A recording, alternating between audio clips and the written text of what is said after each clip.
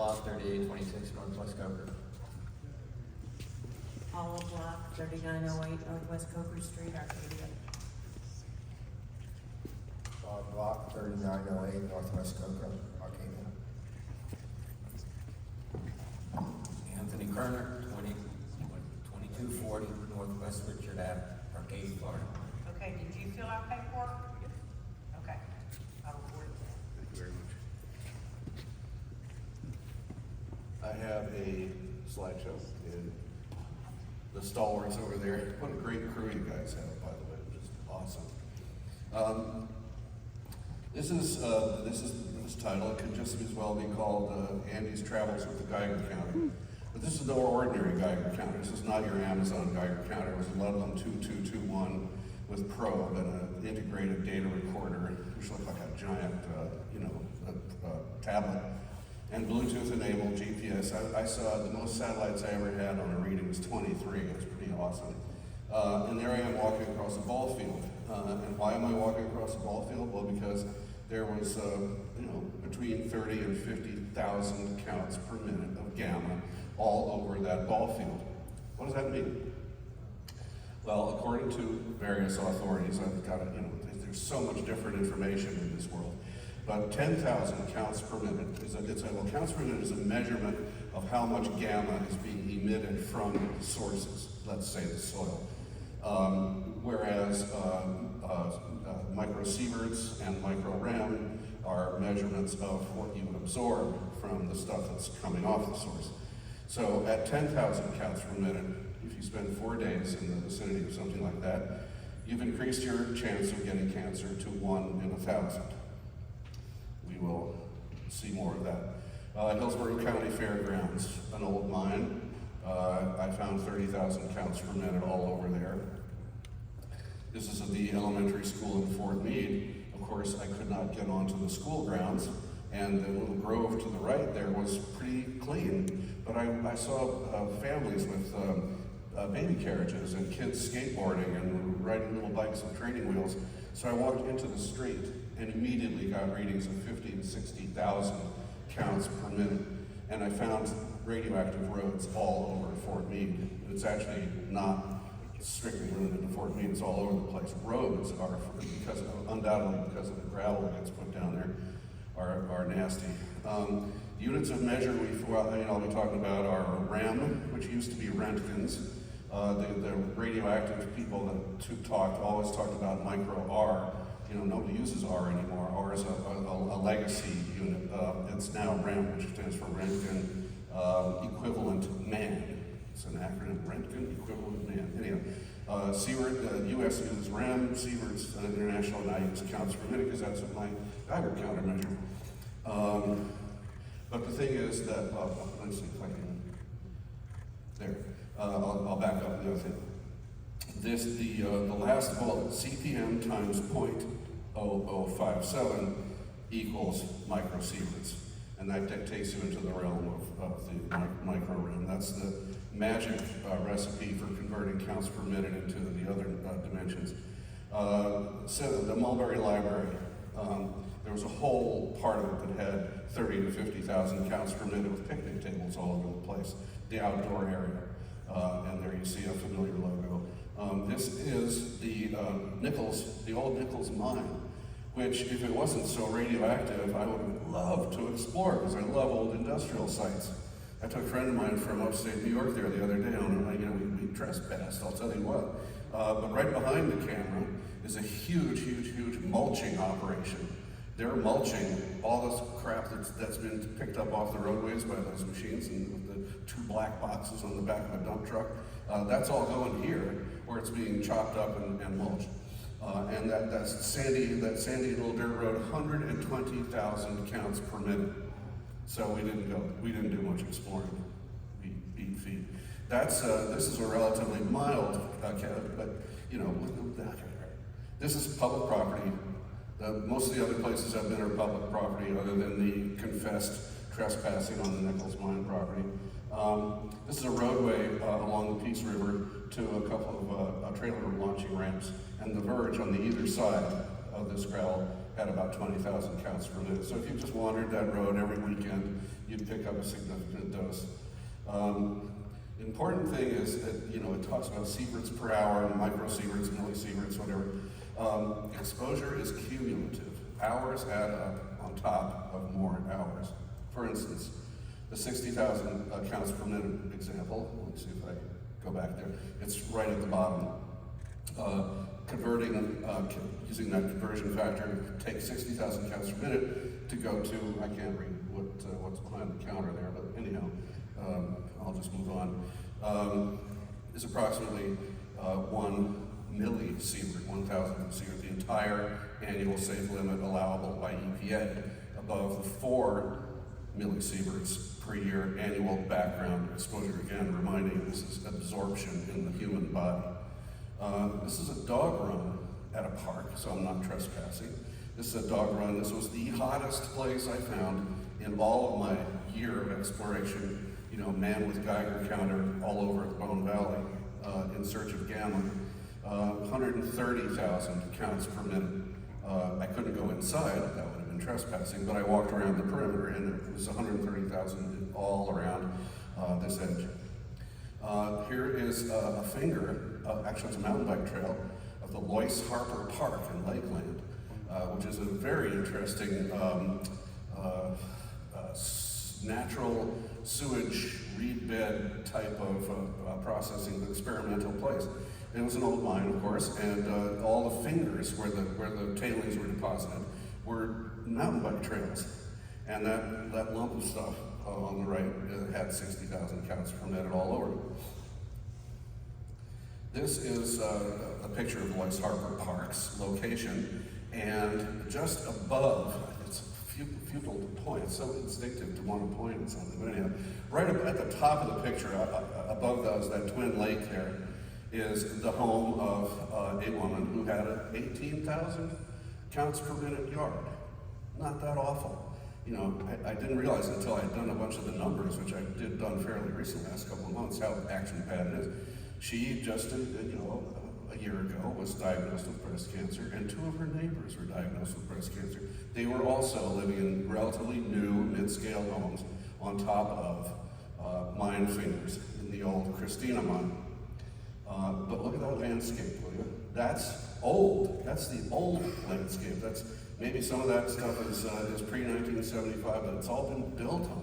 And what I've learned, you know, if an 18,000 counts per minute yard is enough to give you breast cancer in 2 or 3 years, we're looking at a potential tidal wave, tsunami of cancer, if it hasn't already happened from all these. If you pull back from that photo, you'll see many, many more.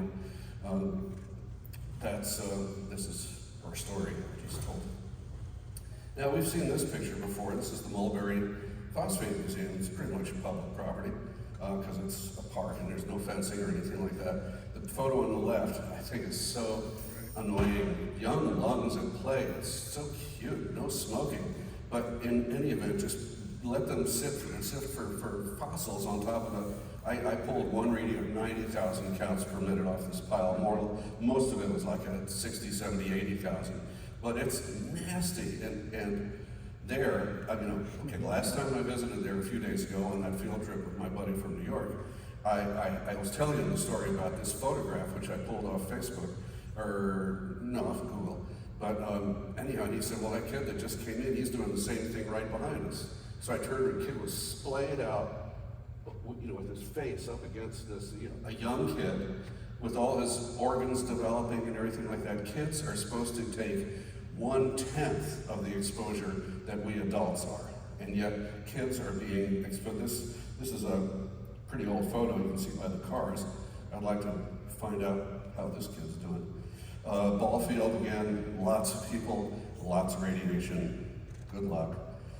This is on top of another Mosaic-owned park, not far from Kissingen Springs. And this is up on top of a great big dune. That's the much vaunted, much discussed Kogan grass. And some, it looks like horse trails or just hiking trails that have been mowed in it, kept mowed. But the trails were, 30, 40, 50, constant barrage of high levels of radiation, 50,000 counts per minute. I walked for about a mile and finally said, I better get out of here. I'm spending weight. I was spending almost an hour there, and that's a measurable impact on my rate of picking up cancer. This is Bartow High School. I walked right in through the gate. That double yellow line runs under a temporary classroom, right? There's a row of them that goes off as far as the eye can see. 30, 40, 50,000 counts per minute underneath the classroom, and just all on the pavement all around this. I stuck my probe underneath and got as far as I could go, just like unrelenting. Kids are sitting there hour after hour in those classrooms getting baked with this stuff. Here's your view, in case you were wondering. Westbound on Route 7, your future view, should you choose to permit. This is a Fort Greene beneficiation plant, and in this case, northern end of a very long, at least a half-mile long CSA, slime pit, clay slime, whatever you want to call it. But this is what it's going to look like in your neighborhood. People coming in are going to see that coming into town, are going to see that, and then they're going to drive along, and there's going to be a big berm on this side of the road too, because there's a couple of CSAs on the north side of State Route 70 also. This is private property, but I was invited in, so I didn't trespass.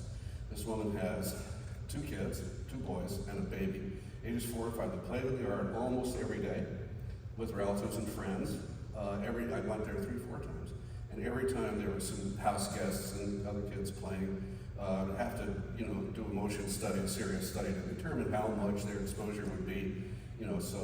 I just took a way conservative estimate, because every time I was there, they were outside playing. 30 to 40 afternoons of playtime, 100 millisieverts per year equals 10 rem, a quote, small but measurable increase in cancer risk.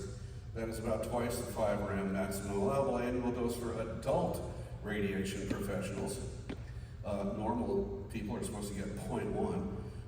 Children's exposure should be less than 1/10 exposure, and that risk accumulates with every passing year.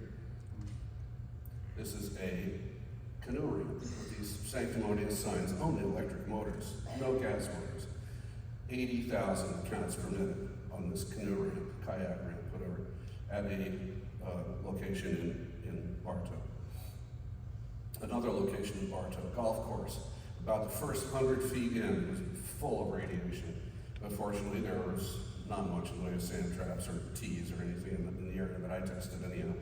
But it was people driving up to me in their golf carts saying, What'd you lose? What'd you lose?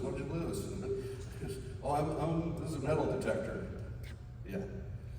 This is on Sand Mountain Road in Fort Meade. You can see a pile of stuff on the far side of this dog pen. That is a 10-wheeler truckload of the scary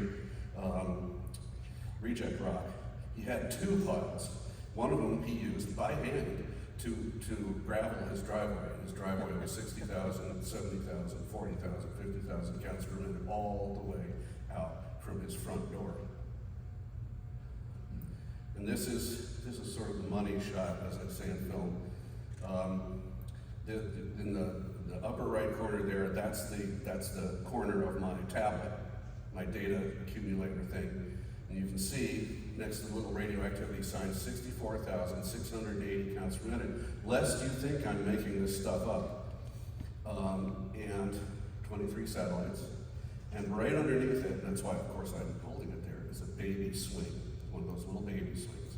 So there were 65,000, virtually 65,000 counts per minute of gamma radiation blasting up into the innards of whatever kid was, in their diapers, probably still being swung back and forth by their unsuspecting moms at this place off of Combi Road.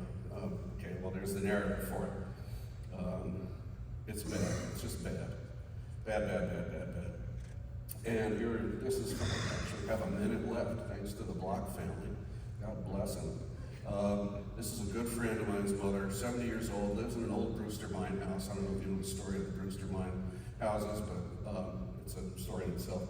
has been exposed to black dust from nighttime stack cleaning at New Wales, which you don't have to protest. I've seen it with my own two eyes. Composition unknown, but that's going to end soon. I'm going to figure out what that stuff is. It's all over people's, windowsills and clogs up their air conditioning and stuff like that. Reject rock driveway, which reached 80,000 CPM in spots.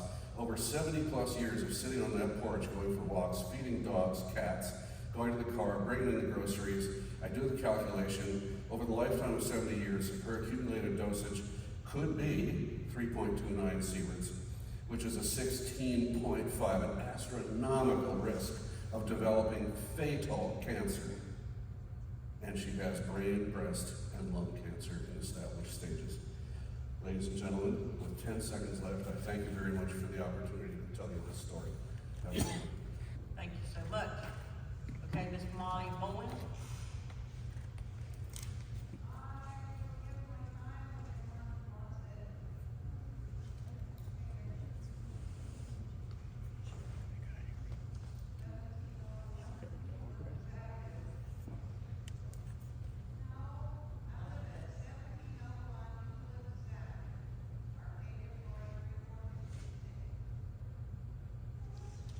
Okay, so you're not going to speak? Okay. Okay, David Serena?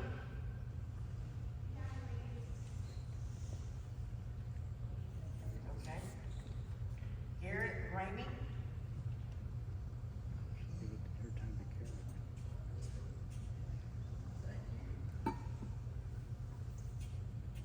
I'm giving my time to Garrett Raymond. My name's David Adams, 3990 Armadillo Trail, Arcadia, Florida.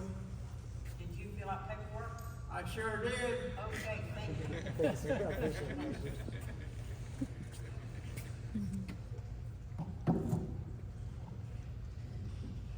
Good evening, Madam Chair, Commissioners. Hi, how are you? I see we have a new commissioner here, Mr. Steve Hickox. And if I read correctly, when they say your vote matters, I guess it did in your case for your election. You took 40 more votes and you were elected. So here you are. I just wanted to introduce myself. My name is Garrett Ramey. I've been through these proceedings. I'm also the citizen that requested that we have a citizen workshop. And I offered the commissioners a flight up in the air so that we could see phosphate mining as a whole. Or if you want to come out to my place, I can give you a small toxic tour of Manatee County. And so that offer is valid because everybody else had the same offer, so I just wanted to give that offer to you. My name is Garrett Ramey, 1205 Taylor Road, Mayaca City, Florida. I had a difficult time trying to gather some thoughts and kind of just put this into perspective. We've been through a lot of these workshops, so I figured I would just address it point blank, as I do, just directly, and it's really kind of encompasses my testimony along with what's going on in Manatee County versus what's going on here in DeSoto County. So let's just go. All right. Hello, commissioners. Once again, I have traveled from Manatee County to help raise awareness regarding the other side of phosphate mining with this board. I also would like to show a comparison between the counties. It may appear as if I'm getting off topic, but it will all tie in while providing the background and informational updates.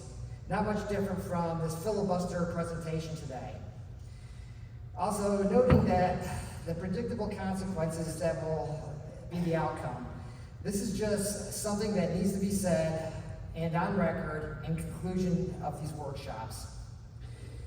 I'm not going to address the radiation portion of this workshop because just the fact that we are having this discussion, along with the reality that this workshop has been postponed from a catastrophic event of Hurricane Ian, which I too am a victim of. And most of us have barely recovered from this, and most of us are still dealing with this. The proposed mine, this proposed mine where this flooding occurred is the warning. Besides, once again, we're caught in a dilemma where you can't talk about one topic without bringing in the second topic. There's a reason why, after judgment of the flood, God placed the sediment 70 foot below the Earth's surface in central Florida on a 160-mile wide peninsula with a limestone bed. It was so that we can utilize the surface land and inhabit the areas of central and south Florida. What I've come to address today is the reclamation aspect, because it's not restoration. Yes. Reclamation, when the phosphate mining nightmare is finally over. But is it really? I'm here to talk about what nobody else is going to talk about, hence the need for the Citizens Workshop to convey the other side of phosphate mining. As a bordering resident, through appraisals, we have lost 1/3 of our property value, along with the demand of location from the simple land usage change from agriculture to extraction. We are expected to lose half of our value when the mining is active and never to regain to the surrounding properties, as surrounding properties are growing in value around us at a rate of 18.5% annually. I mean, that's just amazing. We will never catch up to the value, we will never catch up or be valued equivalently, making us the residential mining ghetto. Because of the fact that reclaimed land is only worth $1,100 an acre, and that's with over-exaggeration because usage of the land is not feasible, it cannot be returned to agriculture, nor can it be utilized for development to its original capacity, not without mitigation. It is a consequential wasteland of once productive farmland or unscathed raw land for our cracker cows. And on top of that, I am legally obligated to disclose this information prior to the sale of my property, that the mining is to occur around 2033 to 2037. This places the citizens in a trap of collateral damage. Mr. Schweich mentioned economic prosperity, but for whom? Where are the citizens located on these maps, and why have they been omitted? Some possibilities of usage of reclaimed land are, and it can't be, some possibilities for usage of reclaimed land are, it can be utilized for a landfill or solar fields, but we jeopardize employees' health in that environment. Most of this reclaimed land converted to water now mingles with unmined groundwater, as we will be reminded with mosaic ground test wells bordering our properties for decades, maybe even a century yet to come.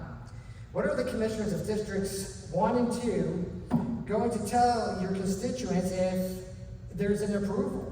Will you revamp your mining ordinance to include regulatory taking? Will you provide protection and demand compensation for your constituents? How do you explain to the citizens of DeSoto that everything that they've worked for or their family land is now worthless and undesirable, and they are bound legally to disclose prior to sale if they should elect to surrender? How will you explain to them that their shallow wells that have provided water for 100 years will run dry just prior to extraction because of what this globalist foreign corporation for profit does on their property? And wow, we're done already, huh? We got 3 more minutes from Molly.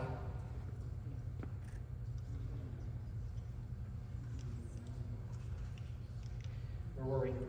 Better get in a hurry. How do you explain to the citizens of DeSoto that everything about, perfect. How will you explain to them the shallow wells? Okay, so under Florida Statute 70.0002, regarding property rights, we could have a debate right there. Whose property rights are we going to stand for? It's a big issue here. So we have a constitutional issue, which is my personal testimony. Reclamation carries this burden of consequences. That's in Bull County, where there is an active lawsuit. This suit claims that the previous mining company knowingly sold reclaimed phosphate mine land that had dangerously high levels of radiation that drastically raised the risk of many cancers. Prior to development, 1,400 acres of land and approximately 40,000 homes and businesses in Bull County now comprise the Oak Ridge and Grasslands area. The law firm representing the plaintiff's claims, along with the U.S. Environmental Protection Agency, found 11 to 21 times the acceptable amount of ambient radioactive material still active on site. Big names representing this case with the Lanier Law Firm, also litigating on behalf of the plaintiffs is Tom Giardi, who is perhaps known for his work on the case against Pacific Gas and Electric over water contamination, which inspired the film Aaron Brockovich. Okay, so that's not the big deal though. Because during this early investigation, the attorneys working on the case unearthed an EPA documentation labeled the Florida Phosphate Initiative from May 2003 publishing, a document previously unavailable to the public. A document previously unavailable to the public.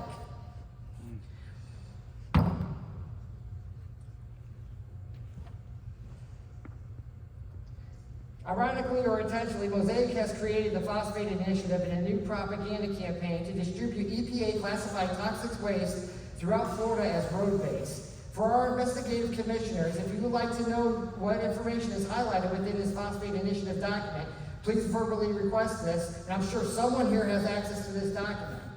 So, how was mining approved in Manatee County? We had 3 days of citizen testimony, 1,400 in petition, 8,000 in petition to the Army Corps of Engineers. And we still had a rubber stamp of approval from leadership, along with all government agencies without the consent of the citizens. This then posed the question, how many citizens does it take to convince county commissioners or government officials that have sworn an oath to protect us that this is a bad proposal before them? If a citizen is not willing to submit, this is what creates activists, and now they don't like what they've created. We can't make them do the right thing, even though they have the technology and the resources to make it happen, which just puts profits over people, and this does not sit well with those impacted. Instead of theorizing, as we witnessed today with this reclamation presentation today. I could talk about Manatee County because I know firsthand we have an issue with corruption and favoritism in our county. Is that it? Thank you. Yes, sir. Well, I hope I provoked you to understand how it came about in Manatee County. Thank you.